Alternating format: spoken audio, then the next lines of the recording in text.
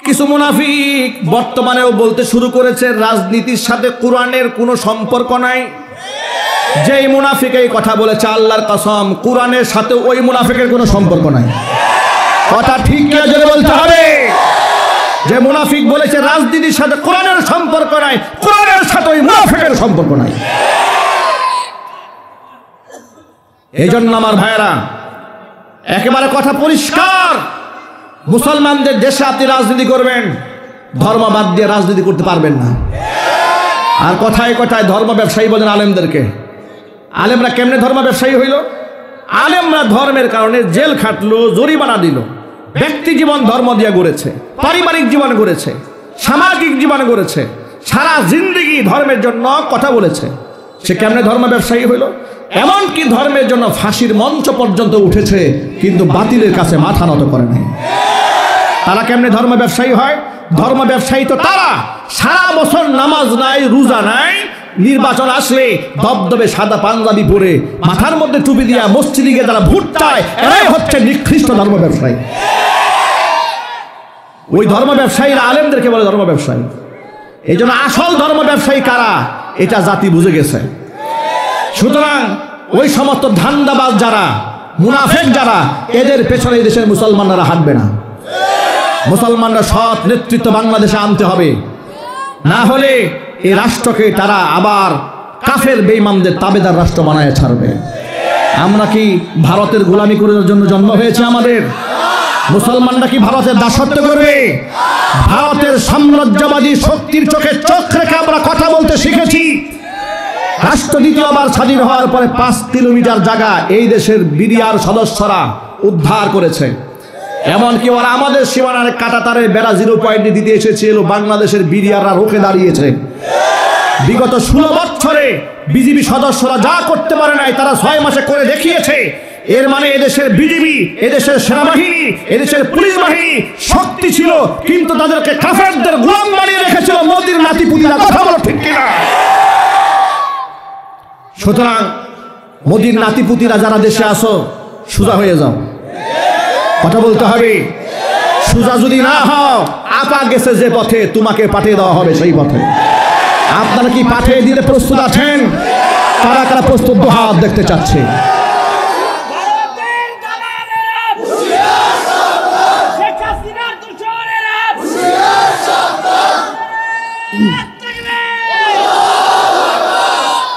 আমার যুবকেরা, এই দেশে আর একজন আলেম নির্যাতিত হতে দেওয়া হবে না, ইনশাল্লাহ বলেন। আলেমদের কোমরে আর রশি যারা বাঁধতে আসবে, সেই আমরা হাত থেকে ভেঙে ফেলব। আলেমদের হাতে আবার যারা হাত পরাতে আসবে, আমরা এই হাতকে কেটে দেব। আলেমদের আবার যারা ডান্ডা বেরি পরাতে আসবে, আমরা ডান্ডা মেরে ওদেরকে ঠান্ডা বলে ছাড়বো। ওরা এই দেশে আলেমদেরকে এমন নির্যাতন করেছে, পৃথিবীর কোনো কাফেরও কোনো মুসলমানকে এমন নির্যাতন করে নাই। কথা কি ঠিক না ঠিক? এরপরেও কিছু লোকের আফসোসের শেষ নাই। এত মোহাব্বত, মনে রাখবেন, আলেম বিদ্বেষীদের সাথে যাদের মোহাব্বত থাকে, আল্লাহি ওয়া রাব্বিল কাবা, কাবার রবের কসম, ও হজ করতে পারে, ও আবু জেহেলের নাতিপুতি রয়ে গেছে। হজ আবু জেহেলও করেছে, হজ উতবা সাইবাও করেছে, মক্কার সব মুশরিকরা হজ করেছে। হজ করলেই মুসলমান হওয়া যায় না। মুসলমান হতে গেলে ইব্রাহিম আলাইহিস সালাতু ওয়াস সালামের মতো বিনা যুক্তিতে, বিনা তর্কে রবের সমস্ত সিদ্ধান্তকে হাসি মুখে মানতে হয়। রাজি আছেন না ভাই? ইনশাল্লাহ। ভিতরে ইসলাম নাই, কিন্তু বাহিরে ইসলাম প্রকাশ করে, এমন বহুত লোক এই সমাজে আছে না নাই? আরো জোরে বলেন। মানুষকে দেখাবার জন্য হজও করে, মানুষকে দেখাবার জন্য উমরাও করে, মানুষকে দেখাবার জন্য দানও করে। একদিক থেকে হজ করে, উমরা করে, দান সদকা করে, আরেক দিক থেকে আলেমদেরকে একেবারে সন্ত্রাসী বানায়া জেলখানায় ভরে। কথা ঠিক নেবে ঠিক? একদিক থেকে মডেল মসজিদ বানায়, আরেক দিক থেকে নিরাপদ আলেমদেরকে আইনা ঘরের মধ্যে নিয়ে পাশবিক নির্যাতন চালায়। এই মুনাফিক দেশে আছে না নাই? চিল্লায় বলেন। এরা বাহ্যিকভাবে মুসলমান দাবি করলেও অন্তরের দিক থেকে এরা আল্লাহর কসম মুসলমান নয়, এগুলা মুনাফিক। আল্লাহর নবী সাল্লাল্লাহু আলাইহি ওয়াসাল্লামের আনিত আদর্শগুলো খণ্ডিত আকারে বিশ্বাস করে, নামাজটা বিশ্বাস করে, রোজা বিশ্বাস করে, আর এও বিশ্বাস করে মাদ্রাসার মুহতামিম সাহেবরা এই ফকির মিসকিনের মতো এদের কাছে হাত বাড়ায় রাখবে, আর সুদখোর ঘুষখোর লম্পট বদমাশেরা রাষ্ট্রের টাকাগুলা চুরি করে বিদেশে পাচার করে আলিশান বাড়ি গাড়ি সব বানায় দেবে, আর সুযোগ বুঝে মাদ্রাসায় 2, 4, 5 বস্তা চাল দান করবে। ঠিক কিনা জোরে কন, আরো জোরে বলতে হবে ঠিক কিনা? মুসলমানদের দেশে টাকা মুসলমানরা ভিক্ষা করে নিবে কেন? কথা বলতে হবে ভাই, ঠিক কিনা বলেন? আচ্ছা আপনারা একটু বলেন তো, ক্রিকেট খেলার জন্য স্টেডিয়াম বানাইতে কি ভিক্ষা করা লাগে? কথা বুঝেন নাই? ক্রিকেট খেলার জন্য স্টেডিয়াম বানাতে রাষ্ট্রের লোকেরা ভিক্ষা করে? সিনেমা হল বানাতে রাষ্ট্রীয় খরচে লোকেরা ভিক্ষা করে? এরপর বিভিন্ন জায়গায় ক্লাব বানানো হয়, ভিক্ষা করে? যুব উন্নয়নমূলক কর্মকাণ্ড পরিচালনা করার জন্য যে বিল্ডিং স্ট্রাকচার বানানো হয়, ভিক্ষা করা হয়? কোনো কাজে ভিক্ষা করা হয় না। মসজিদ মাদ্রাসা বানাতে ভিক্ষা করতে হবে কেন? কথা বলে না ভাই, বলেন ঠিক কিনা বলেন? চিড়িয়াখানা বানাইতে ভিক্ষা করা লাগে? এর মানে হচ্ছে চিড়িয়াখানাটা বানানো রাষ্ট্রের কাজ, সিনেমা হল বানানো রাষ্ট্রের কাজ, পিকনিক স্পট বানানো ওটাও রাষ্ট্রের কাজ, পার্ক বানানো ওটাও রাষ্ট্রের কাজ। শুধু মসজিদ আর মাদ্রাসা বানানো মুসলমান রাষ্ট্রের কাজ নয়, এগুলা মুসলমানরা ভিক্ষা করে বানাবে। এই চিন্তা চেতনা থেকে বের হয়ে আসতে হবে। মুসলমানদের দেশে রাজনীতি করতে হলে ধর্মীয় অঙ্গনে সর্বাধিক শ্রদ্ধা সম্মান দিতে হবে। ধর্মীয় অনুশাসন যদি দেশের মধ্যে থাকতো, আল্লাহর কসম ভিক্ষা করে একটা মাদ্রাসা চালাতে হতো না, ভিক্ষা করে একটা মসজিদ বানাতে হতো না। মুসলমানদের টাকায় সিনেমা হল হবে, মুসলমানদের টাকায় সুদখোর ঘুষখোর লম্পটেরা দামি দামি গাড়ি করে চলবে, আর দেশের আলেমরা এতিম আর ভিক্ষুকের মতো এতিম ছাড় দিয়ে এতিমখানা চালাবার জন্য মানুষের দাঁড়ে দাঁড়িয়ে গিয়ে ঘুরবে। আর ওদের পছন্দ মতো না হলে জঙ্গি মামলা নিয়ে জেলখানায় জীবনের পর জীবন পড়ে থাকবে। তা এই বাংলাদেশে আর চলতে দেওয়া হবে না। এবার যুবকেরা গর্জে উঠতে হবে। যে যুবকেরা রক্ত দিয়ে দেশকে স্বাধীন করেছে, সেই যুবকেরা আবার এই রাষ্ট্রের মধ্যে খেলাফত কায়েমের জন্য ঝাঁপিয়ে পড়তে হবে। রাজি আছে কিনা বড় দেখতে চাচ্ছি।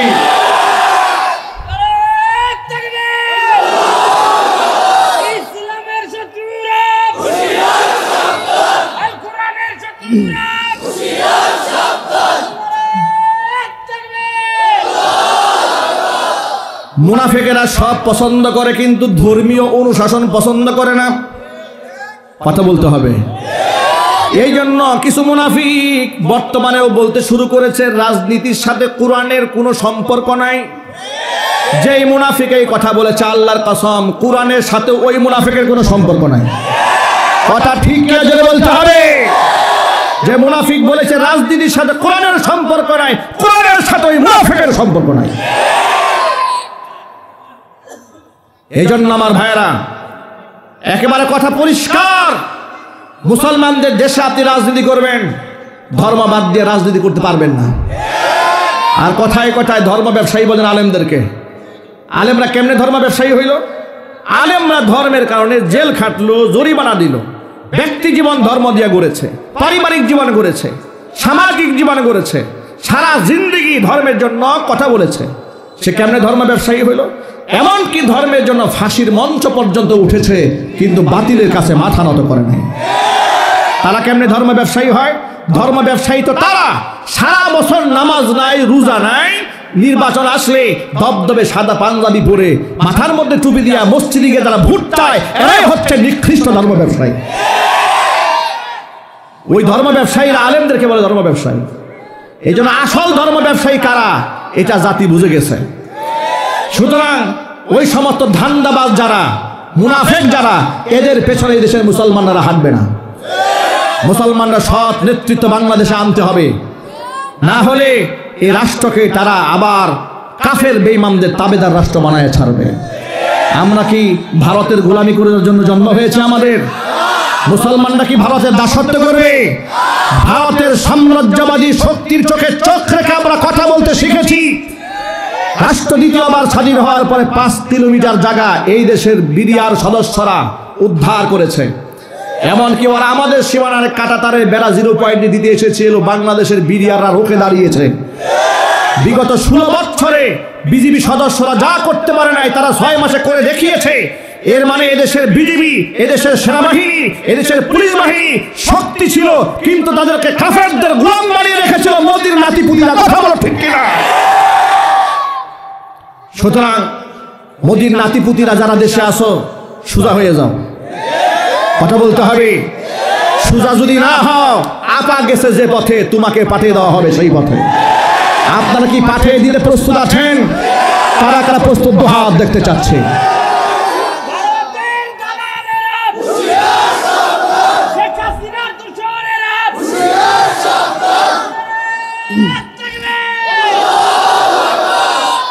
আমার যুবকেরা, এই দেশে আর একজন আলেম নির্যাতিত হতে দেওয়া হবে না, ইনশাল্লাহ বলেন। আলেমদের কোমরে আর রশি যারা বাঁধতে আসবে, সেই আমরা হাত থেকে ভেঙে ফেলব। আলেমদের হাতে আবার যারা হাত পরাতে আসবে, আমরা এই হাতকে কেটে দেব। আলেমদের আবার যারা ডান্ডা বেরি পরাতে আসবে, আমরা ডান্ডা মেরে ওদেরকে ঠান্ডা মেরে ছাড়বো। ওরা এই দেশে আলেমদেরকে এমন নির্যাতন করেছে, পৃথিবীর কোন কাফেরও কোন মুসলমানকে এমন নির্যাতন করে নাই। কথা কি ঠিক না ঠিক? এরপরেও কিছু লোকের আফসোসের শেষ নাই। এত মোহাব্বত, মনে রাখবেন, আলেম বিদ্বেষীদের সাথে যাদের মোহাব্বত থাকে, ওয়াল্লাহি ওয়া রাব্বিল কাবা, কাবার রবের কসম, ও হজ করতে পারে, ও আবু জেহেলের নাতিপুতি রয়ে গেছে। হজ আবু জেহেলও করেছে, হজ উতবা সাইবাও করেছে, মক্কার সব মুশরিকরা হজ করেছে। হজ করলেই মুসলমান হওয়া যায় না। মুসলমান হতে গেলে ইব্রাহিম আলাইহিস সালাতু ওয়াস সালামের মতো বিনা যুক্তিতে, বিনা তর্কে রবের সমস্ত সিদ্ধান্তকে হাসি মুখে মানতে হয়। রাজি আছেন না ভাই? ইনশাল্লাহ। অত্র এলাকা এবং পার্শ্ববর্তী এলাকার বিভিন্ন প্রান্ত থেকে ছুটে আসা দিন দরদি, ইমানদার, পরহেজগার, মুত্তাকি মুসলিম ভাইয়েরা, পর্দার অন্তরালে অবস্থানরত আমাদের সকলের শ্রদ্ধাভাজন পর্দানিশীন মা এবং বোনেরা, মহান আল্লাহ রাব্বুল আলামিনের দরবারে আলিশানে লাখ কোটি শুকরিয়া আদায় করছি যে মহান মনিব আমাদেরকে বিগত 16 বছরের স্বৈরাচারের জুলুম, নির্যাতন, শোষণ থেকে, জালেমের জুলুম থেকে, অত্যাচার থেকে, জুলাই আগস্টের বিপ্লবের মাধ্যমে আমাদেরকে স্বাধীনতা অর্জন করিয়ে দেওয়ার মাধ্যমে স্বাধীনভাবে কোরআন সুন্নাহ থেকে কথা বলার সুযোগ তৈরি করে দিয়েছেন। এই জন্য আপনারা খুশি না বেজার? কম না বেশি? হৃদয়ের সবটুকুন ভালোবাসা উজাড় করে শ্রদ্ধা জড়িত কণ্ঠে মহান মনিবের শেখানো ভাষায় শুকরিয়া আদায় করছি।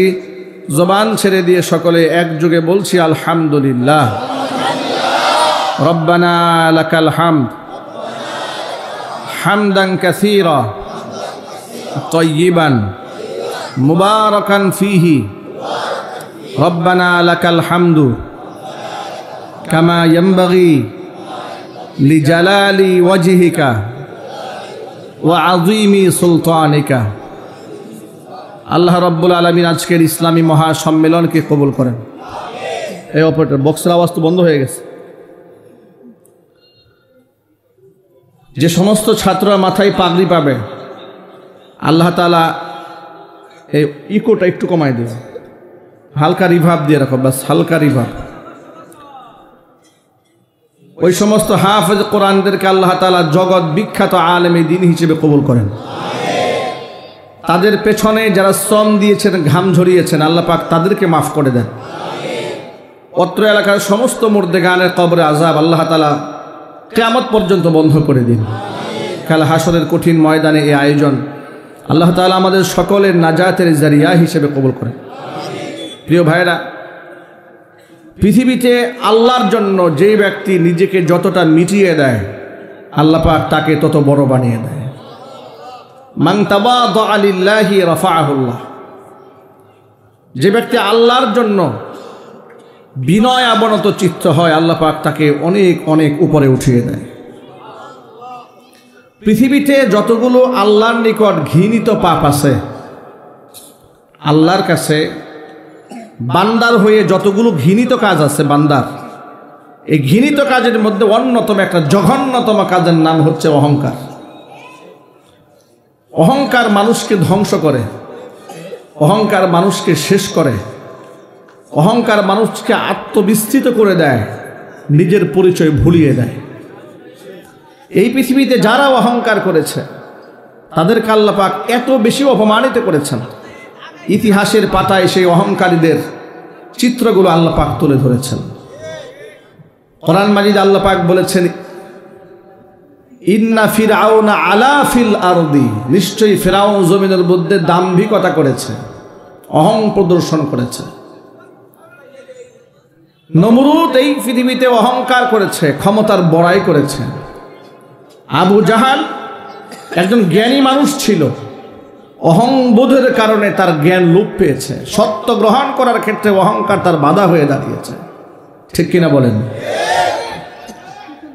যারা বিনয়ী হয়েছে আল্লাহ পাক তাদেরকে বিরাট বড় বানিয়ে দিয়েছেন। নবী করিম সাল্লাল্লাহু আলাইহি ওয়াসাল্লাম আল্লাহর কাছে একটা দোয়া করতেন, আমাদেরকে হুজুর সেই দোয়াটি শিখিয়েছেন। আল্লাহুম্মা জাআলনি ফি আইনি সগীরা ওয়া ফি আ'য়ুনিন নাসি কাবীরা। আল্লাহ তুমি নিজের দৃষ্টিতে, আমার দৃষ্টিতে তুমি আমাকে ছোট বানাও, মানুষের দৃষ্টিতে আল্লাহ তুমি আমাকে বড় বানায় দাও। সুবহানাল্লাহ পড়েন। মহাগ্রন্থ আল কোরআনের সূরাতুল ফুরকান থেকে আপনাদের সামনে আমি আমার খুতবার মধ্যে ছোট্ট একটা আয়াতে কারিমা তেলাওয়াত করেছি। আল্লাহ পাক এই আয়াতের মধ্যে এই বিষয়টি এভাবে তুলে ধরেছেন যে আল্লাহর পিয়ারা বান্দা যারা হয় তারা কখনো অহংকারী হয় না। যত বড় সম্পদশালী হোক নিজেকে তুচ্ছ মনে করে, যত বড় আবেদ হোক নিজেকে তুচ্ছ মনে করে, যত বড় জ্ঞানী হোক নিজেকে মহাপণ্ডিত ভাবে না, নিজেকে একেবারে ছাত্র মনে করে। সুবহানাল্লাহ বলেন, আল্লাহু আকবার বলেন। পৃথিবীতে যত মানুষ বিনয়ের পরিচয় দিয়েছে আল্লাহ পাক তাদেরকে বড় বানিয়ে দিয়েছেন। ডক্টর জাকির নায়েকের জ্ঞান বিজ্ঞান সম্পর্কে আপনারা সকলে জানেন, কত জ্ঞানী একজন পণ্ডিত মানুষ। তিনি যখন মানুষের সামনে লেকচার দিতেন, বক্তব্য দিতেন, উনি সবসময় বলতেন আমি কোরআনের একজন ছাত্র। এই কথাটা আমার কাছে খুব ভালো লাগতো। এত বড় কোরআন গবেষক, যার যুক্তির সামনে, তর্কের সামনে, মেধার সামনে, প্রজ্ঞার সামনে, হিকমার সামনে পৃথিবীর মহাজ্ঞানী পণ্ডিতেরা এতিমের মতো বসে থাকতো, সেই লোকটা বলছেন আমি কোরআনের একজন ছোট্ট নগণ্য ছাত্র। এ কথাগুলো আমার হৃদয়কে ছুঁয়েছে। যিনি নিজেকে মিটিয়ে দিয়েছেন আল্লাহ পাক তাকে বড় বানিয়ে দিয়েছে। ইমাম আহমদ ইবনে হাম্বল রাহমাতুল্লাহি আলাইহি 50,000 হাদিস শুধুমাত্র একটি কিতাবে উল্লেখ করেছেন, তার নাম হচ্ছে মুসনাদে আহমদ। এত বড় পণ্ডিত, এত বড় আলেম, এত বড় মুহাদ্দিস, এত বড় ফকিহ, গোটা জগৎবাসী যাদের ইলমের কাছে ঋণী, এত বড় ফকিহ হওয়ার পরে ইমাম আহমদ ইবনে হাম্বল রাহমাতুল্লাহি আলাইহি একটি মসজিদে নামাজ পড়তে গিয়েছেন, এশারের নামাজ। এশারের নামাজ পড়ে তিনি মসজিদের এক কর্নারে বসে আছেন, বসে তাসবিহ তাহলিল করছেন, জিকির আজকার করছেন। প্রচণ্ড শীত, বাহিরে যাচ্ছেন না। মুয়াজ্জিন সাহেব এসে বললেন, হে পথিক মুসাফির, নামাজ তো শেষ হয়ে গেছে, আপনি একটু বের হন এখান থেকে। আহমদ ইবনে হাম্বল নিজের পরিচয় দিলেন না, তার সামনে বললেন না তিনি কে। আহমদ ইবনে হাম্বল রাহমাতুল্লাহি আলাইহি বললেন, মুয়াজ্জিন সাহেব, আমি একজন পথিক মুসাফির, বাহিরে প্রচণ্ড ঠান্ডা, ইশারের নামাজটা মসজিদে জামাতের সাথে আদায় করেছি। আমি যদি সারা রাত এখানে তাহাজ্জুদে কাটায় দিই, তাসবিহ তাহলিলে কাটায়, সকালবেলা ফজরের নামাজ জামাতের সাথে আদায় করে আমি বের হয়ে গেলাম, এতটুকু সুযোগ কি আমাকে দেওয়া যায় নাকি? মুয়াজ্জিন এই পথিক মুসাফিরকে চিনতে না পেরে মুয়াজ্জিন সাহেব বললেন, মোটেও না, এতটুকু সুযোগ আমি আপনাকে কোনোভাবেই দিতে পারবো না, আপনি মসজিদ থেকে বের হয়ে যান। শত পীড়াপিড়ির পরেও তিনি মসজিদে স্থান পেলেন না, তাকে বের করে দেওয়া হলো। আহমদ ইবনে হাম্বল মসজিদ থেকে বের হলেন, বাহিরে এত ঠান্ডা, কোথায় গিয়ে একটু আগুনের তাপ নেওয়া যায় শরীরে। হাঁটতে হাঁটতে অদূরেই দেখতে পেলেন একটা ইয়াং ছেলে দোকান খুলে তিনি রুটি বিক্রি করছেন, তাওয়ার মধ্যে রুটি সেকতেছেন, রুটি বানাচ্ছেন। ইয়াং ছেলের দোকানদারের পাশে গিয়ে তিনি দাঁড়ালেন, দাঁড়িয়ে বলেন, ও দোকানদার, আমি যদি তোমার তাওয়ার পাশে বসে গায়ের মধ্যে একটু তাপ গ্রহণ করি, আগুনের তাপ নেই, তোমার কোনো অসুবিধা হবে? যুবক দোকানদার বলেন, এটা তো অসুবিধা হওয়ার কোনো কারণ নাই, বরং আপনি আমার পাশে বসেন। আপনি বসলে রাতের বেলা আমি একজন সাথী সঙ্গী পেয়ে গেলাম। নিজের পরিচয় দিচ্ছে না, এত বড় আল্লাহর ওলি, এত বড় হাস্তি। ইয়াং ছেলের পাশে বসে আছে। আহমদ ইবনে হাম্বল লক্ষ্য করলেন, ছেলেটি রুটি যখন খামিরা বানাচ্ছে তখন বলছে আস্তাগফিরুল্লাহ, তাওয়ার মধ্যে রুটি যখন দিচ্ছে তখন বলছে আস্তাগফিরুল্লাহ, তাওয়ার উপর থেকে রুটি যখন উঠাচ্ছে তখন বলছে আস্তাগফিরুল্লাহ। কাস্টমার কাছে রুটি হস্তান্তর করছে বললেন আস্তাগফিরুল্লাহ। টাকা গ্রহণ করছে তিনি বললেন আস্তাগফিরুল্লাহ। জবানে কথায় কথায় তার ইস্তিগফারের আমল দেখে এত বড় মুহাদ্দিস, এত বড় ফাকি, এত বড় ইমাম, তিনি অবাক বিস্ময়ে যুবককে জানতে চাইলেন, ও যুবক, কথায় কথায় মুখের মধ্যে ইস্তিগফার, কি কারণ এত ইস্তিগফার জবানে পাঠ করম? যুবক বলছে, পথিক তুমি বুঝতে পারবে না, আমি এই ইস্তিগফারের আমল করার কারণে আল্লাহ পাক আমার কত মর্তবা বাড়িয়ে দিয়েছেন। আমাকে আল্লাহ তাআলা মুস্তাজাবুদ দাওয়া বানিয়ে দিয়েছেন। দোয়া করতে দেরি হয়, রবের কাছে আমার দোয়া কবুল হতে দেরি হয় না। যে দোয়া করে সেই দোয়াই কবুল হয়ে যায়। আহমদ ইবনে হাম্বল অবাক বিস্ময়ে দোকানি ছেলেটার দিকে তাকিয়ে আসে। অল্প বয়সের ছেলে, বলেটা কি সে নাকি মুস্তাজাবুদ দাওয়া হয়ে গেছে, আল্লাহর কাছে যে দোয়াই করেন সেটাই নাকি কবুল হয়ে যায়। যুবক বলছে, পথিক মুসাফির, আল্লাহ তাআলা এ পর্যন্ত আমার সকল দোয়া কবুল করেছেন, কিন্তু একটা দোয়া আল্লাহ এখনো কবুল করেন নাই, হেতু কি বুঝতে পারি না। আহমদ ইবনে হাম্বল জিজ্ঞেস করলেন, কোন দোয়া কবুল হয় নাই? যুবক বলেন, আমি আল্লাহর কাছে বহুদিন দোয়া করেছি, আল্লাহ এই জমানার শ্রেষ্ঠতম আলেম ইমাম আহমদ ইবনে হাম্বলকে যেন জীবনে একটা বার আমি দেখতে পারি। আর আমি যেদিন তাকে আমি সাক্ষাৎে দেখব, বুকের সাথে আলিঙ্গন করব, তার কপাল ধরে একটা চুমা খাবো। আল্লাহ তুমি এই সৌভাগ্য আমাকে দান করো। এতদিন পর্যন্ত রবের কাছে এই দোয়াটা করেছি, কিন্তু কেন যেন আমার রব এখনো পর্যন্ত দোয়াটা কবুল করে নাই। এতক্ষণ পর্যন্ত আহমদ ইবনে হাম্বল রাহমাতুল্লাহি আলাইহি নিজেকে আড়াল করে রেখে দিয়েছিলেন, পরিচয় গোপন রেখে দিয়েছিলেন। এখন তিনি আর পরিচয় গোপন রাখতে পারলেন না। যুবককে ডেকে বললেন, রে যুবক, যে রব্বুল আলামিন তোমার সকল দোয়া মঞ্জুর করেছেন, এই দোয়াটা তিনি বিফলে দেন নাই। যে ইমাম আহমদ ইবনে হাম্বলকে তুমি দেখার জন্য আল্লাহর কাছে দরখাস্ত পেশ করেছিলে, ওই ইমাম আহমদ ইবনে হাম্বলকে আল্লাহ তাআলা পথিক মুসাফির বানায়া তোমার দোকানে পাঠিয়ে দিয়েছে। আমার প্রিয় বন্ধুগণ, যুবকটি ইমাম আহমদ ইবনে হাম্বল রাহমাতুল্লাহি আলাইহির বুকের সাথে আলিঙ্গন করলেন, কপাল ধরে চুমা খাইলেন। ঘটনার বিবরণ থেকে আমি আপনাদেরকে এই মেসেজটা দিতে চেয়েছি, এই পৃথিবীতে যারা মহান ব্যক্তি হন তারা মানুষের সামনে নিজেকে জাহির করতে চান না, অত্যন্ত বিনয়ের সাথে নিজেকে আড়াল করে রাখতে চান। আর যাদের ভিতরে কিছু না থাকে তারাই দেখবেন সমাজের মধ্যে বড় বড় অহংকারী কথাবার্তা বলে। ঠিক কিনা বলেন? এমন অবস্থায় এই সমাজের মধ্যে আমরা দেখতে পাই, সারা জীবন মাদ্রাসায়ও পড়ে নাই, আলেমদের সান্নিধ্য গ্রহণ করে নাই, হঠাৎ করে কোন জায়গা থেকে চটি হাদিসের বইয়ের তর্জমা বাংলা পেয়েছে। পাওয়ার পরে ছোট্ট একটা বই এই বুক পকেটে রাখছে, বুখারী শরীফের বাংলা বিষয়ভিত্তিক হাদিসের তর্জমা। মাশাআল্লাহ, পড়েন, ভালো কথা, এটা ওয়েলকাম। আপনি যত পড়াশোনা করবেন আপনার জ্ঞান বৃদ্ধি পাবে, আপনার চোখের অন্ধত্ব কেটে যাবে, আপনি আলোর পথ পাবেন। ঠিক কিনা বলেন? কিন্তু যুবক দুইটা হাদিস পড়ে মাথা নষ্ট হয়ে গেছে। হাদিস পড়ে এখন সে ইমামুল মুহাদ্দিসিন সাজা শুরু করছেন। মনে মনে ভাবেন, এই হুজুররা সারা জীবন মাদ্রাসায় পড়ে কি পড়লো? হাদিসের মধ্যে এরকম কথা আছে, হুজুররা কি বুঝে না এগুলা? নিজেকে আলেমদের চাইতে শ্রেষ্ঠ মনে করতে শুরু করে দেয়। এমনকি অনেক সময় বড় বড় ইমামদের সমালোচনা তার মুখে শুনতে পাওয়া যায়। কথা ঠিক কিনা বলেন? হাতটাকে বলে ফেলে, ইমাম আবু হানিফার কি বুঝছেন, হাদিসে তো এরকম আছে। ইমাম শাফি কি বুঝেছেন, ইমাম আহমদ ইবনে হাম্বল কি বুঝেছেন, আমি তো হাদিসের মধ্যে এটা পেয়েছি। আহারে যুবক, কত বড় বেউকুফ হলে 2 লাইন তুমি তর্জমা পড়ে পাগল ভরা হয়ে গেলে।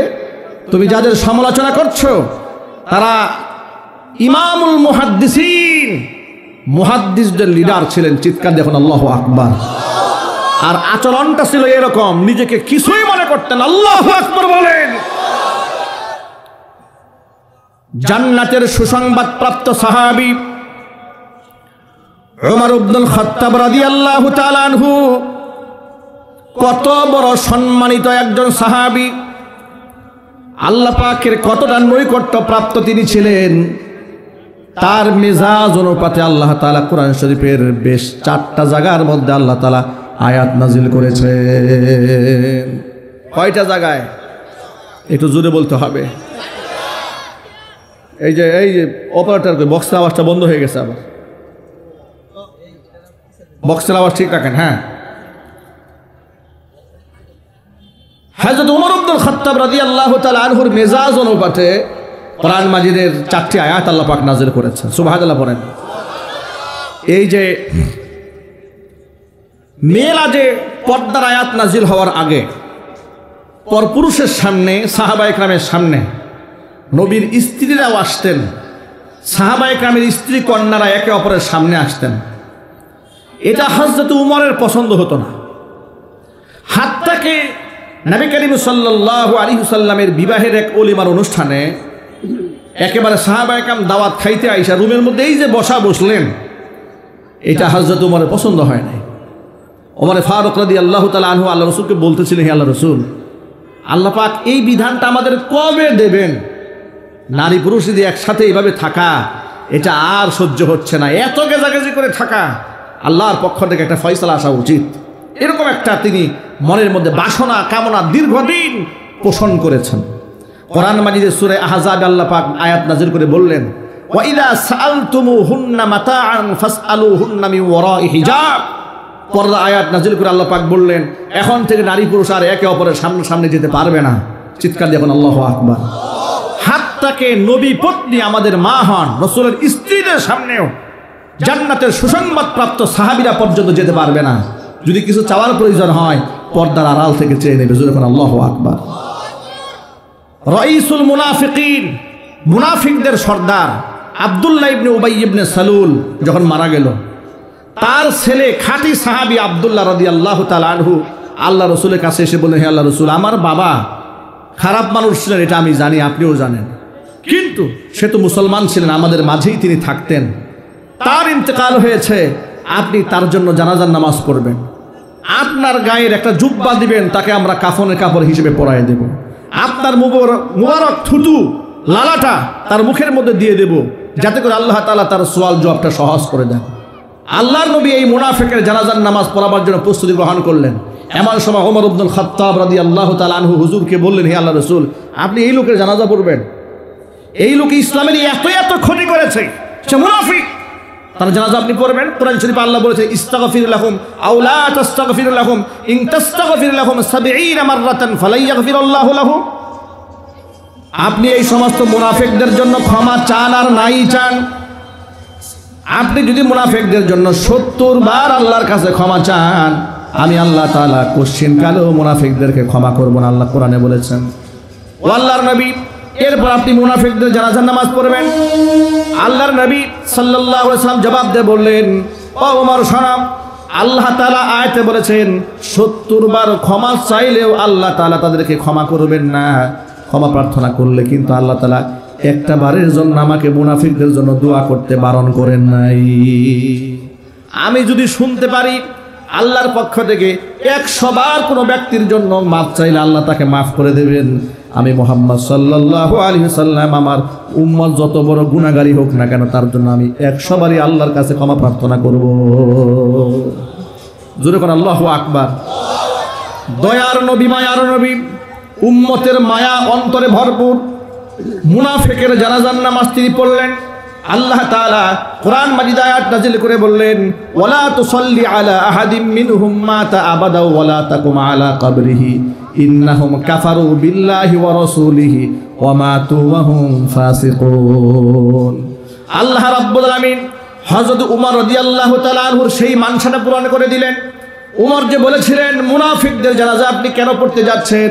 আল্লাহ পাক তার মনের মেজাজের সপক্ষে আয়াত নাজিল করে দিয়া আল্লাহর হাবিবকে বলে দিন, ও আমার হাবিব, মুনাফিকদের কেউ যদি মারা যায়, লা তুসাল্লি আলা আহাদিম মিনহুম মাতা, এরা মারা গেলে আপনি এদেরকে জানাজার নামাজ পড়বেন না। ওয়ালা তাকুম আলা কবরিহি, এদের কবরের পাশে দাঁড়িয়ে কোনোদিন আপনি দোয়া পর্যন্ত করতে পারবেন না, কারণ ওরা উপরে ইসলাম প্রকাশ করলেও এরা মন থেকে দিল থেকে আমাকেও বিশ্বাস করে নাই, আপনার প্রতিও এরা ঈমান আনে নাই, আর এরা পাপিষ্ঠ অবস্থায় দুনিয়া থেকে ইন্তেকাল করেছে। ভাইরা আমার, তাহলে একটু বোঝার চেষ্টা করেন যে উমর রাদিয়াল্লাহু তাআলা আনহুর মানসাসেও যে মুনাফিকদের জানাজা যেন রাসূল না পড়েন, আল্লাহ পাক তার সপক্ষেও আয়াত নাজিল করেছেন। চিৎকার দিয়ে এখন আল্লাহু আকবার। এরকম হাতে সময় আমার কম, অনেকগুলো আয়াত আছে, আমি আর সবগুলো বলতে পারবো না এখানে। আমি মূল মেসেজ যেটা দিতে চেয়েছি, যেই সাহাবীর মন এবং মননশীলতার উপর আল্লাহ আয়াত নাজিল করেন, এই জন্য আল্লাহর নবী তার আচরণে, তার মেজাজের উপর মুগ্ধ হয়ে হুজুর বলেছিলেন, লাউ কানা মিন বাদি নাবিয়্যুন লাকানা উমরু নাবিয়্যা, আমার পরে যদি দুনিয়াতে কেউ নবী হতো, নিঃসন্দেহে হযরত ওমর নবী হয়ে যেতেন। সেই ওমরের মান এবং মর্যাদা কম না বেশি? আরো যদি বলতে হবে, কম না বেশি? বিরাট মর্যাদা আল্লাহ পাক হযরত ওমরকে দিয়েছেন। আল্লাহর নবী সাল্লাল্লাহু আলাইহি ওয়াসাল্লাম ওমর সম্পর্কে বলেছেন, যে রাস্তায় ওমর হাঁটে সেই রাস্তায়ও শয়তানে হাঁটতে সাহস পায় না। আল্লাহু আকবার বলেন। তার উপাধি দেওয়া হয়েছিল ফারুক। ফারুক মানে হচ্ছে আল ফারিকু বাইনাল হাক্কি ওয়াল বাতিল, সত্য এবং মিথ্যার মাঝখান থেকে যিনি পার্থক্য সূচন করে দেন, ওই ব্যক্তিকে ফারুক বলা হয়। ওমর রাদিয়াল্লাহু তাআলা আনহুকে নবী করিম সাল্লাল্লাহু আলাইহি সাল্লাম ফারুক উপাধি দান করেছিলেন। মুনাফিক যারা যুগ যুগ ধরে ইসলামের ক্ষতি সাধন করেছে, তারা আজকে বর্তমান বাংলাদেশের দিকে তাকান, আমাদের সমাজের দিকে তাকান, ভিতরে ইসলাম নাই কিন্তু বাহিরে ইসলাম প্রকাশ করে, এমন বহুত লোক এই সমাজে আছে না নাই? আরো জোরে বলেন। মানুষকে দেখাবার জন্য হজও করে, মানুষকে দেখাবার জন্য উমরাও করে, মানুষকে দেখাবার জন্য দানও করে।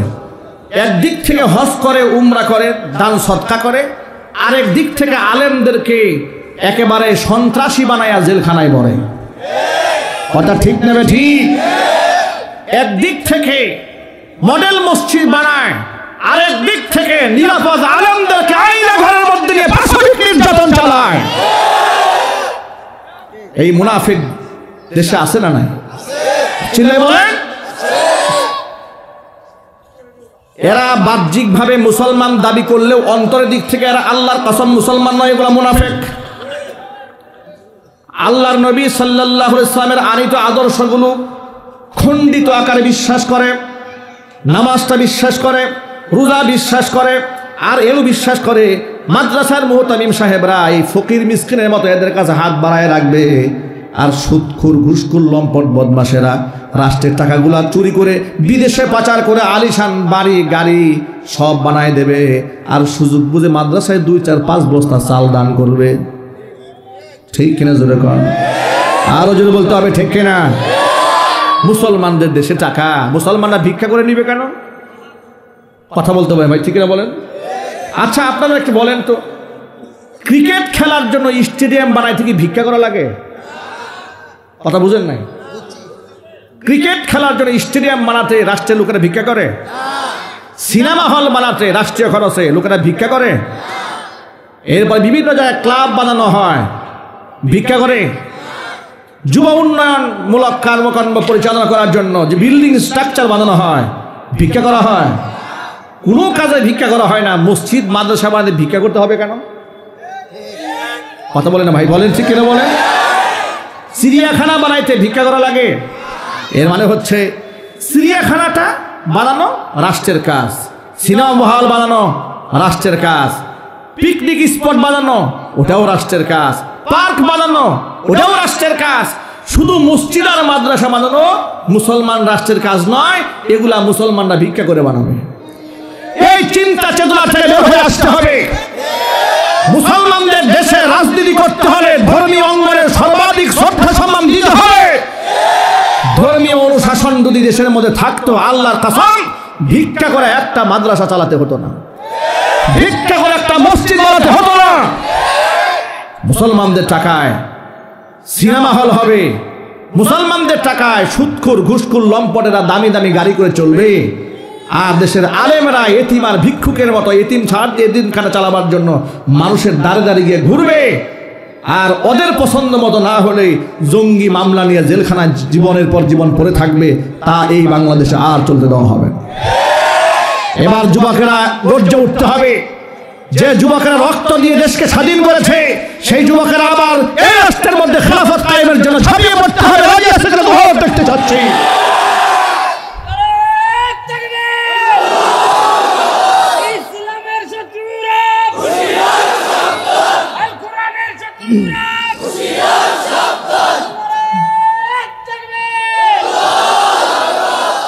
মুনাফিকেরা সব পছন্দ করে, কিন্তু ধর্মীয় অনুশাসন পছন্দ করে না। কথা বলতে হবে। এই জন্য কিছু মুনাফিক বর্তমানেও বলতে শুরু করেছে রাজনীতির সাথে কোরআনের কোনো সম্পর্ক নাই। যেই মুনাফিক এই কথা বলেছে, আল্লাহর কসম কোরআনের সাথে ওই মুনাফিকের কোনো সম্পর্ক নাই। কথা ঠিক কিনা জোরে বলতে হবে। যে মুনাফিক বলেছে রাজনীতির সাথে কোরআনের সম্পর্ক নাই, কোরআনের সাথে ওই মুনাফিকের সম্পর্ক নাই। এই জন্য আমার ভাইয়েরা, একেবারে কথা পরিষ্কার, মুসলমানদের দেশে আপনি রাজনীতি করবেন, ধর্ম বাদ দিয়ে রাজনীতি করতে পারবেন না। আর কথায় কথায় ধর্ম ব্যবসায়ী বলেন আলেমদেরকে। আলেমরা কেমনে ধর্ম ব্যবসায়ী হইল? আলেমরা ধর্মের কারণে জেল খাটলো, জরিমানা দিল, ব্যক্তি জীবন ধর্ম দিয়ে গড়েছে, পারিবারিক জীবন গড়েছে, সামাজিক জীবন গড়েছে, সারা জিন্দেগি ধর্মের জন্য কথা বলেছে। সে কেমনে ধর্ম ব্যবসায়ী হইল? এমনকি ধর্মের জন্য ফাঁসির মঞ্চ পর্যন্ত উঠেছে, কিন্তু বাতিলের কাছে মাথা নত করে নাই। তারা কেমনে ধর্ম ব্যবসায়ী হয়? ধর্ম ব্যবসায়ী তো তারা সারা বছর নামাজ নাই, রোজা নাই, নির্বাচন আসলে দবদবে সাদা পাঞ্জাবি পরে মাথার মধ্যে টুপি দিয়া মসজিদে গিয়ে যারা ভোট চায়, এরাই হচ্ছে নিকৃষ্ট ধর্ম ব্যবসায়ী। ওই ধর্ম ব্যবসায়ীরা আলেমদেরকে বলে ধর্ম ব্যবসায়ী। এই জন্য আসল ধর্ম ব্যবসায়ী কারা, এটা জাতি বুঝে গেছে। সুতরাং ওই সমস্ত ধান্দাবাজ যারা, মুনাফিক যারা, এদের পেছনে দেশের মুসলমানরা হাঁটবে না। মুসলমানরা সৎ নেতৃত্ব বাংলাদেশে আনতে হবে, না হলে এই রাষ্ট্রকে তারা আবার কাফের বেঈমানদের তাবেদার রাষ্ট্র বানায় ছাড়বে। আমরা কি ভারতের গোলামি করার জন্য জন্ম হয়েছে আমাদের? মুসলমানরা কি ভারতের দাসত্ব করবে? ভারতের সাম্রাজ্যবাদী শক্তির চোখে চোখ রেখে আমরা কথা বলতে শিখেছি। রাষ্ট্র দ্বিতীয়বার স্বাধীন হওয়ার পরে 5 কিলোমিটার জায়গা এই দেশের বিডিআর সদস্যরা উদ্ধার করেছে। এমনকি ওরা আমাদের সীমানার কাঁটাতারের বেড়া 0 পয়েন্টে দিতে এসেছিল, বাংলাদেশের বিডিআররা রুখে দাঁড়িয়েছে। বিগত 16 বছরে বিজিবি সদস্যরা যা করতে পারে নাই, তারা 6 মাসে করে দেখিয়েছে। এর মানে এদেশের বিজিবি, এদেশের সেনাবাহিনী, এদেশের পুলিশ বাহিনী শক্তি ছিল, কিন্তু তাদেরকে কাফেরদের গোলাম বানিয়ে রেখেছিল মোদির নাতিপুতিরা। কথা বলো ঠিক কিনা? সুতরাং মোদির নাতিপুতিরা যারা দেশে আসো, সোজা হয়ে যাও। কথা বলতে হবে। সোজা যদি না হও, আপা গেছে যে পথে, তোমাকে পাঠিয়ে দেওয়া হবে সেই পথে। আপনারা কি পাঠিয়ে দিতে প্রস্তুত আছেন? কারা কারা প্রস্তুত? হাত দেখতে চাচ্ছে।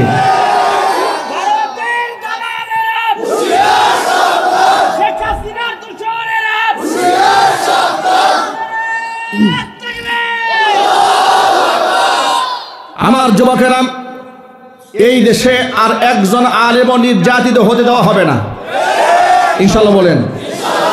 আলেমদের কোমরে আর রশি যারা বাঁধতে আসবে, সেই আমরা হাত থেকে ভেঙে ফেলব।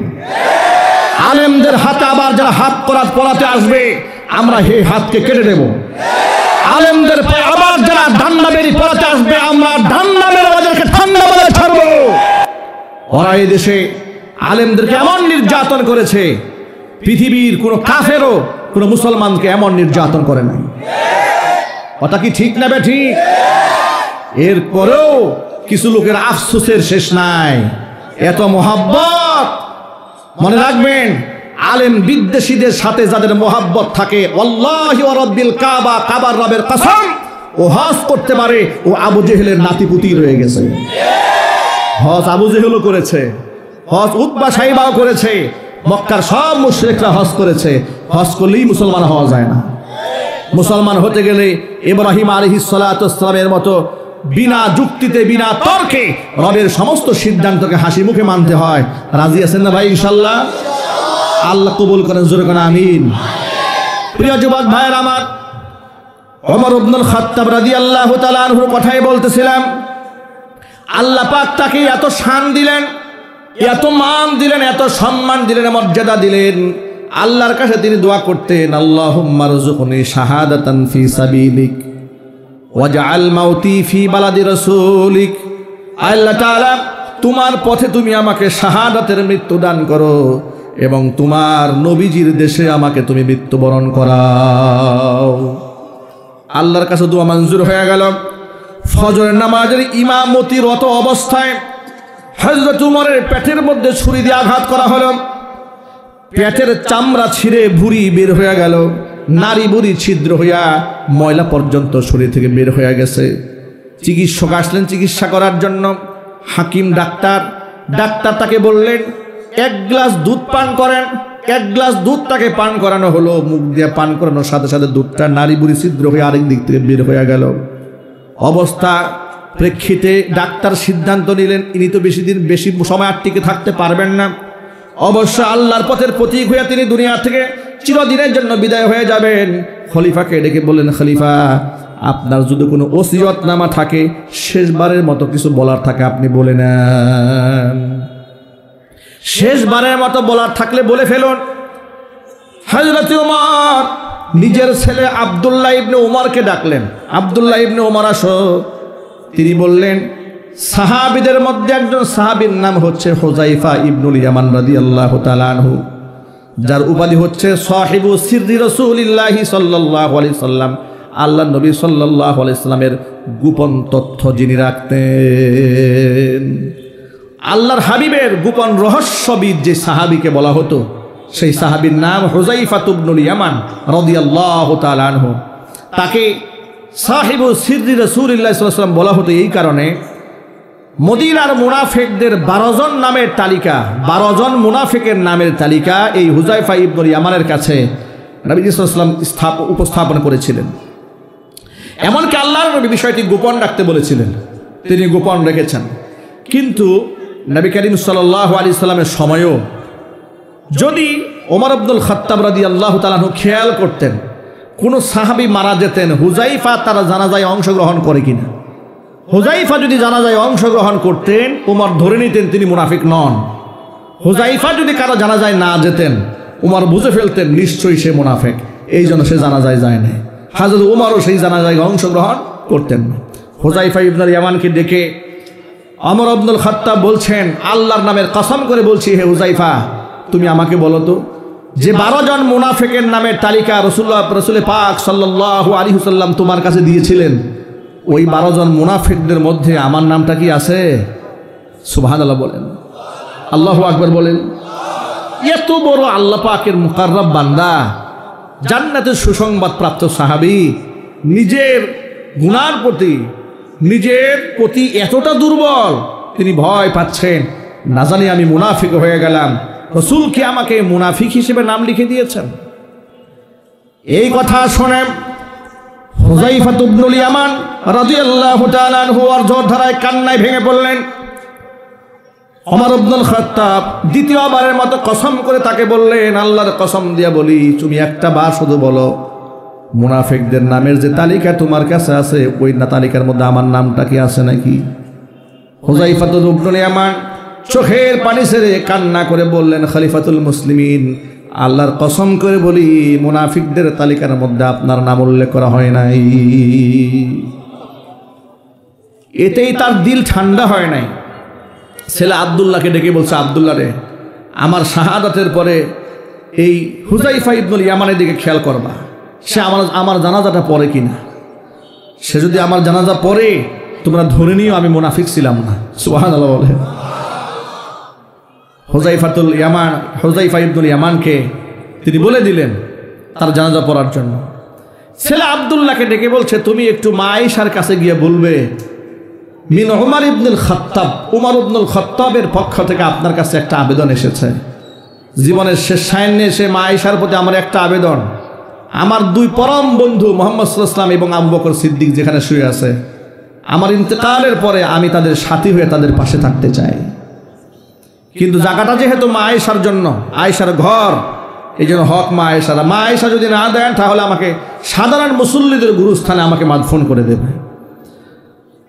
হযরত আব্দুল্লাহ ইবনে ওমর চলে গেলেন মা আয়েশার কাছে, গিয়ে বললেন আপনার সন্তান। খলিফাতুল মুসলিমিন বললেন না, বলে আপনার সন্তান ওমর ইবনুল খাত্তাব জীবনের শেষ সায়ান্নিশে আপনার কাছে একটা আবেদন পেশ করেছেন, যদি আপনি মন থেকে আবদার মঞ্জুর করেন তাহলে তিনি তার মনটা তার ঠান্ডা হয়ে যাবে, খুশি হয়ে যাবে। তিনি চাচ্ছেন আপনার ঘরে নবীজি সাল্লাল্লাহু আলাইহি সাল্লামের সাথে এবং আবু বকরের সাথে চিরদিনের জন্য তিনি শয়ন করতে চাচ্ছেন। মা আয়েশা খলিফার এই অবস্থা শুনে জারজার হয়ে যাচ্ছেন কেঁদে। মা আয়েশা বললেন, এই জায়গাটা আমি আমার নিজের জন্য বরাদ্দ করে রেখে দিয়েছিলাম, ওমর যেহেতু চেয়েছে আমার হকটাকে আমি উমরের জন্য বরাদ্দ করে দিলাম। নিজের ঘরের জায়গা মা আয়েশা রাদিয়াল্লাহু তাআলা আনহা হযরত উমরের জন্য বরাদ্দ করে দিলেন। সুবহানাল্লাহ পড়েন। ওমর ইবনুল খাত্তাবের কাছে বলা হলো, মা আয়েশা প্রস্তাবে রাজি হয়েছেন। ওমর কি বলেন, শোনেন, আমি যেহেতু বেঁচে আছি এই জন্য হয়তো মুখের উপর না করতে পারে নাই, তুমি আরেকটা কাজ করবা, আমার মৃত্যুর পরে আবারও যাবা মা আয়েশার কাছে। যখন আমি উমর জিরো হয়ে যাব, আমার লাশটা পরে থাকবে, তখন আবার মা আয়েশার কাছে গিয়ে শেষবারের মতো বলবা যে উমর ইবনুল খাত্তাবের লাশের পক্ষ থেকে আপনার কাছে অনুরোধ এসছে যে শেষবারের মতো আপনি যদি অনুমতি দেন আপনার ঘরে তাকে যেন শোয়ায়। অনুমতি যদি আপনি না দেন তাহলে সাধারণ পাবলিকের সাথে তাকে গুরুস্থানে শোয়া দেওয়ার জন্য তিনি ওসিয়ত করেছেন। চিৎকার দেখুন আল্লাহু আকবার। কত বড় বিনয়ী মানুষ, এ কথাটা বোঝাবার জন্য এত লম্বা ইতিহাস টানলাম। জান্নাতের সুসংবাদ প্রাপ্ত এই সাহাবী, আল্লাহর নবী যার ব্যাপারে বলেছেন ওমর ফিল জান্নাহ, আবু বকর ফিল জান্নাহ, উসমান ফিল জান্নাহ, আলী ফিল জান্নাহ, আব্দুর রহমান ইবনে আউফ ফিল জান্নাহ, সাদ বিন আবি ওয়াক্কাস ফিল জান্নাহ। জোরে বলেন আল্লাহু আকবার। সেই উমর শাহাদাতের একেবারে সন্নিকটে এসে জমিনের সাথে গালটা লেগে আছে, মাটির সাথে গা লাগানো আছে, শুয়ে আছে ফ্লোরে, একদম ধুলো বালি গালের মধ্যে লাগতেছিল, মাথা স্পর্শ করছিল। তার ছেলে আব্দুল্লাহ ইবনে ওমর মাথাটা টেনে উরুর মধ্যে নেওয়ার চেষ্টা করলেন। আব্দুল্লাহ ইবনে ওমরকে হযরত ওমর ডেকে বলেন, আব্দুল্লাহ রে, মাথাটা মাটির থেকে উঠাও না, মাথাটা মাটির সাথে লেগে থাকতে দাও, ধুলার সাথে আমাকে মিশে যেতে দাও। আমার মনিবের সামনে গাল কপাল মিলাইয়া মাটির সাথে মিশে সর্বোচ্চ বিনয় নিয়ে আমার মনিবের সামনে হাজির হয়ে যেতে চাই। আল্লাহু আকবার বলেন। মান তাওয়াদা লিল্লাহ রাফাহুল্লাহ, যেই ব্যক্তি আল্লাহর জন্য বিনয়ী হয় আল্লাহ পাক তাকে বড় বানায়া দেন। এটা হচ্ছে, তারা হচ্ছেন আমাদের অনুসরণীয় ব্যক্তিত্ব, অনুকরণীয় ব্যক্তিত্ব। নিজেকে কখনো বড় মনে করব না, আমরা বলি ইনশাআল্লাহ। অহংকার বড় মারাত্মক জিনিস। সাহাবায়ে কেরামের সামনে রাসূল বললেন, লা ইয়াদখুলুল জান্নাতা মান কানা ফি কলবিহি মিসকালু হাববাতিন মিন কিবরিন, যার অন্তরে দানা পরিমাণ অহংকার থাকে সেই ব্যক্তি জান্নাতে প্রবেশ করবে না। সাহাবায়ে কেরাম বললেন, হে আল্লাহর রাসূল, কিছু লোকের চরিত্র এরকম আছে, সে চায় তার মাথার টুপিটা সুন্দর হোক, গায়ের জামাটা সুন্দর হোক, জুতাটা সুন্দর হোক, তাহলে এটা কি অহংকারের মধ্যে পড়ে? হুজুর বললেন, না। ইন্নাল্লাহা জামিল ইউহিব্বুল জামাল, আল্লাহ নিজে সুন্দর, সৌন্দর্যতাকে আল্লাহ ভালোবাসেন। এটা অহংকারের আলামত নয়। তবে অহংকার হচ্ছে বাতারুল হাক্কি ওয়া গামতুন নাস, সত্যকে অস্বীকার করা আর মানুষকে তুচ্ছ তাচ্ছিল্য করা। অনেকে সিরা লুঙ্গি পরে কিন্তু মানুষকে কুকুরের মতো মনে করে। কথা ঠিক নেবে? ঠিক। সে সিরা লুঙ্গি পরেও এর মধ্যে অহংকার আছে। আবার অনেক সময় অনেক দামি পোশাক আশাক পরার পরে তার মনের মধ্যে কোনো পরিবর্তন আসে না, তার মধ্যে অহংবোধ কাজ করে না। চিৎকার দিয়ে এখন সুবহানাল্লাহ। অহংকার করবেন না, নিজেকে সব সময় তুচ্ছ মনে করবেন। ওমর ইবনুল খাত্তাব বলতেন, এমন কোন ঘোষণা যদি আসে পৃথিবীর সব মানুষ জান্নাতে যাবে, একটা মানুষ জাহান্নামে যাবে, আমার ভয় হয় না জানি সেই জাহান্নামী লোকটা আমি ওমর হই নাকি। আমি আল্লাহর রহমতকে এত বেশি আশাও করি, এমন ঘোষণা যদি আসে পৃথিবীর সবগুলো মানুষ জাহান্নামে যাবে, একটি মানুষ জান্নাতে যাবে, আমি আল্লাহর রহমতের এত বেশি প্রত্যাশী, আমি সেই রহমতের দ্বারা বলতে পারি ইনশাআল্লাহ সবগুলা মানুষ জাহান্নামে গেলেও আমি ওমর একা জান্নাতে যাব। সুবহানাল্লাহ বলেন। হুজুর বলেছেন আল ঈমান বাইনাল খাউফি ওয়ার রাজাই, ঈমান হচ্ছে আশা এবং ভীতির মধ্যবর্তী একটা অবস্থানের নাম। সুতরাং সকল ভাইদের প্রতি আমার সবক এটা যে অহংবোধ যেন আমাদের অন্তরের মধ্যে জায়গা না নেয়। আমরা নিজেকে কখনো শ্রেষ্ঠ জ্ঞান করব না। সৌন্দর্যতার অহংকার আমার মধ্যে কেমনে আসবে? কান খুলে শোনেন। সৌন্দর্যতার অহংকার মানুষ কেন করবে? সৌন্দর্যতার স্রষ্টা তো আর মানুষ নয়, স্রষ্টাকে মুহাব্বতে বলেন। সম্পদের অহংকার মানুষ কি জন্য করতে চায়? সম্পদ দেওয়ার মালিককে। আরো জোরে বলেন। ক্ষমতার অহংকার মানুষ কেন করে? ক্ষমতা দেওয়ার মালিককে। পৃথিবীর সমস্ত দাম্ভিক আর অহংকারীদের জন্য গোটা দুনিয়ার মধ্যে আল্লাহ তাআলা প্রতিনিয়ত সবক রেখে দিয়েছেন, কিন্তু আফসোস মানুষ সেখান থেকে শিক্ষা গ্রহণ করে না। ক্যালিফোর্নিয়ার দিকে একটু তাকান।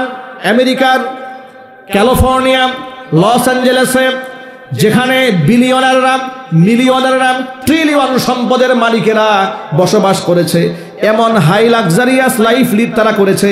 পৃথিবীতে এত বিলাসবহুল জীবন কেউ যাপন করে নাই যেভাবে ক্যালিফোর্নিয়ার মধ্যে করা হয়েছে।